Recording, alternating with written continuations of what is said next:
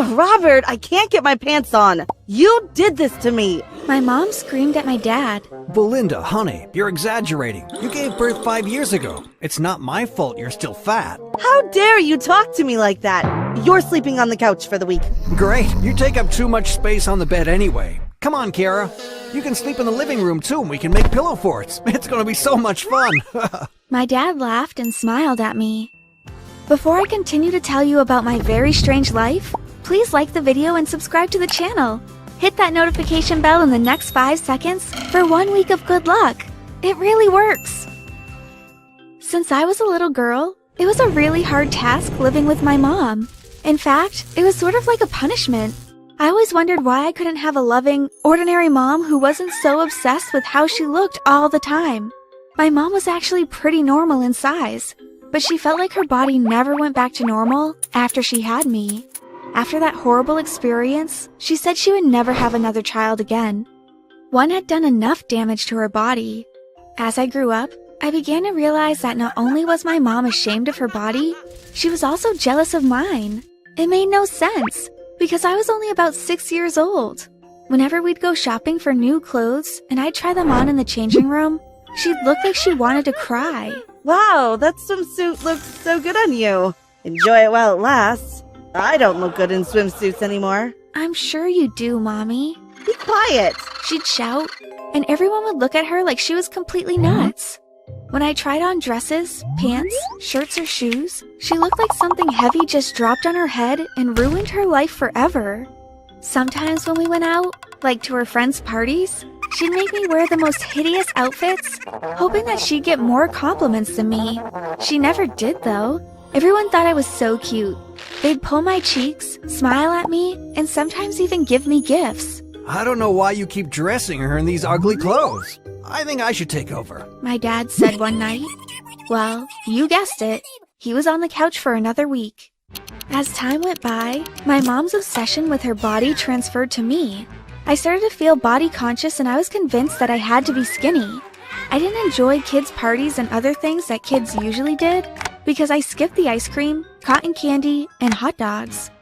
I think I was about 10 years old when I realized that my life was sad. My mom was so mean to me, and my dad, although he was very nice to me, did nothing to defend me. It's like he was scared of her or something. Then one night I heard my mom say something to him, which terrified me. Soon Kara is going to go through puberty, and that's gonna be great for me. Why?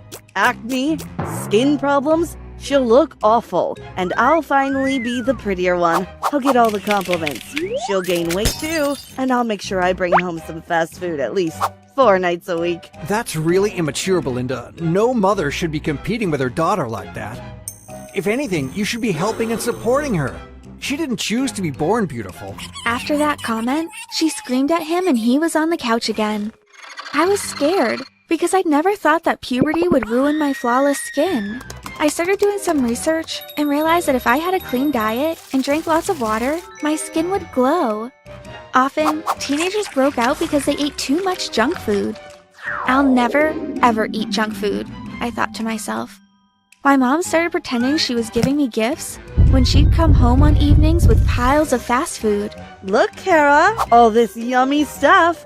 These French fries smell so good, she'd say. They definitely smelled good, and often I was tempted to eat them all, but I'd always say that I'd already eaten. After she left the room, I threw all the junk food into the trash and ate salad and fruits. I also learned how to have a good skincare routine before I became a teenager. I used natural oils and refused to use any makeup or chemicals. By the time I was 15, I was a goddess. My skin was glowing and I had no pimples or acne. I'd also maintained a pretty healthy-looking figure, and my mom hadn't figured out my very simple secret, that I just ate clean, exercised, and took care of my skin. I think her jealousy increased when I started to look like an adult. I was growing after all. She started to be extremely mean to me in many different ways. One summer, we decided to take a camping trip. My mom, dad, and I all had different tents, and we set them up at a really nice camping site. I remember the beautiful sounds of nature there, and how I felt so at peace for the first few days. Then one night, while I was having a beautiful dream about swimming in a stream, I felt someone grab my leg through my tent and drag me outside. Someone else threw a bag over my head and I was carried off somewhere. When they removed the bag from my head, I looked around. I was in a little cabin and there were 2 men dressed in black. They told me that I was kidnapped and my family would have to pay a huge ransom if they wanted me back. I was horrified and I was kept in that room for 2 days. Then one day, I heard some footsteps outside, and I heard my mom's voice. I think that's enough time. Thanks, guys. You can let her go now. I couldn't believe it. My mom had planned my entire kidnapping just to freak me out. When they finally released me and took me back to my parents, I was furious, especially with my dad. You're a terrible father. How could you let her do this to me? You're even worse than her for allowing this. I didn't know, darling. She told me you'd met a friend and that you all had gone to stay at another camping site. Then I heard her speaking on the phone and realized that she lied to me. I'm the one who demanded that she ask them to release you. Why didn't you call the police and have her arrested? You're a pathetic dad. You just let this crazy woman do whatever she wants. That night, we packed up and went home. My mom looked satisfied with herself. I felt like going to the police that evening, but my dad convinced me that my mom probably had a mental problem and that we should not be too hard on her. I could have tried to forgive her, but do you know what she did to me next? I came home from school one afternoon and I couldn't find my dogs anywhere. I forgot to mention that I'm a huge pet lover, and when I was 7, my dad got me 2 beautiful golden retrievers. They used to follow me everywhere, and I talked to them when I had no one to talk to. Mom, where are the dogs? I asked. I sent them to the pound. They're annoying. They bark too much. You what? I didn't think it would be an issue. Besides, you're too beautiful to care about animals. She replied mockingly. I got on my bicycle and I sped to the dog pound, but by the time I got there, my dogs had already been given to their new owners. They refused to give me any information about them, so I had lost them forever. I was totally devastated and went home crying. My dad noticed how sad I was and went out and got me a kitten. But if you know what it's like to lose a pet, you know that you simply can't replace it. I tried to distract myself by doing other things. I started dating a wonderful guy named Marlon, and we did lots of fun things together. I was able to persuade him to start eating healthier too. And we even joined a gym. So we were like fitness buddies and avoided the unhealthy things that teenagers usually did, like drinking alcohol and eating huge amounts of junk food.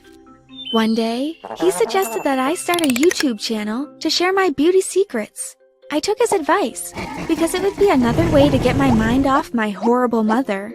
So I shared my secrets, that the key to having a healthy body and beautiful skin is simply to eat right, be active, and use natural products on your face. I was finally having a happy life, until my mom found out about Marlon and decided to try to ruin that too. She asked me to invite him home for dinner so that she could meet him. I glanced at my dad to see if he thought it was a good idea, and he nodded. He assured me that he'd try to make sure she behaved normally. So I invited him, and of course, it was one of the weirdest nights of my life. So, Marlon, are you only my daughter's boyfriend because she's pretty? My mom asked. No, ma'am. She also has a wonderful personality. He replied and winked at me. Her? Are we talking about the same person? Definitely. Do you know that sometimes she doesn't flush the toilet? Oh my gosh, she smells really bad sometimes. You should smell her feet after she's been out all day. My daughter is gross. And clearly, you have no standards. Mom! I was so embarrassed. I got up from the table and ran up to my room. Later, my dad came up and tried to comfort me. You told me she'd be normal, I cried. I'm sorry, dear. I didn't know she'd say these things. I spoke to her before, yet she still did that. I'm so sorry. Anyway, don't worry. I drove Marlon home, and I'm not talking to your mom for the rest of the night. The next day, I was embarrassed around Marlon, but he acted like nothing had happened. He was the best. We had a lovely day, and I even compromised my healthy eating standards and had ice cream, but I had no idea what was in store for me next. When I got home, there was nothing but junk food. On the table, in the fridge, everywhere. Mom, where's all the healthy stuff? I said. I found out about your little YouTube channel and your so-called secret. You thought you could outsmart me and become more beautiful? Well, you're not allowed to eat any of that healthy stuff anymore. From now on, all we'll have in this house is junk food. Well, I'm going to follow your tips and eat healthy at restaurants, but you'll have to settle for what we have in here. Dad, are you seriously letting her get away with this? I screamed. He just nodded his head and looked at the floor. At that point, I'd had enough of both of them. I went to my room, packed a bag, and walked out of the door. I went to Marlon's house and asked him to hide me in his room. I stayed there for 2 days, then he got scared his parents would be accused of kidnapping, even though they didn't know I was there. He asked me to go somewhere else, but I had nowhere else to go. He gave me some money and I took a train to another city. I walked around, slept on the streets, and had an awful life until I couldn't take it anymore. I decided to return home to see if anything had changed. As soon as I got off the train in my hometown, there was a big crowd and a camera shining in my face. Then a news reporter shoved a microphone in front of my mouth. Are you aware that you've been all over the news for the past few days? The reporter said. No, my parents bothered to look for me? Well, your father did. He's right here. At that moment, I saw my father pushing through the crowd. Darling, I thought I'd lost you forever. I'm so sorry for what happened. You've been the perfect daughter, and I'm sorry I gave you such a horrible mother. We're getting a divorce, and I'll file for full custody of you. We will never have to be near her again. Really, Dad? Yes. What made you come to your senses? If I had to choose between the two of you, I'd choose you. You're my baby girl. I made you. And my wife, well, I think she belongs in an asylum, and hopefully the court will send her there. I jumped into my father's arms and hugged him very tightly. From that day on, we have been inseparable. I haven't seen my mother in a long time, and my life has improved.